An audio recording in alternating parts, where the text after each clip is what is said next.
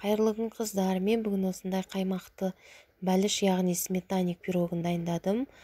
Көріп тұрғандарыңыздардай өте керемет болып шықты. Қазір кесіп көрсететін болсам, міне өте биік, нәзік болып шықты. Ал дәмі тіпті сөзбен айтып жеткізу мүмкін емес, дәмін өте дәмді. Жасап көріңіздер. Алдымен ол үшін бізге таза ыдысымызға ұн және қопсытқыш, қант және бөлме температурасындағы сары майды салып, қамыр илейміз. Бұдан соң оған жұмыртқамызды салып, қамырымызды толық жұмсақ болғанша илеп шығамыз. Міне қамыр бізде осындай болды. Енді тындырып қоямыз.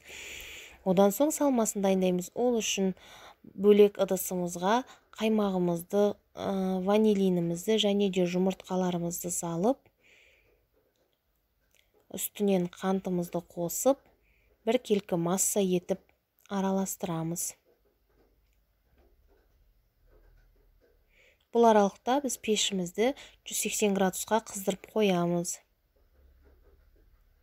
Міне біздің салмасы дайын болды. Енді қамырымызға қайта ораламыз. Оны осындай май жағылған формаға шеттерін биік етіп, яғни көтеріңкі етіп жазып шығамыз. Және де осыған салмасын құямыз. Енді мен үстіне шабдалыларды салдым. Сіздер жеміс жидектер салсаңыздар болады, я болмаса салмасаңыздар болады.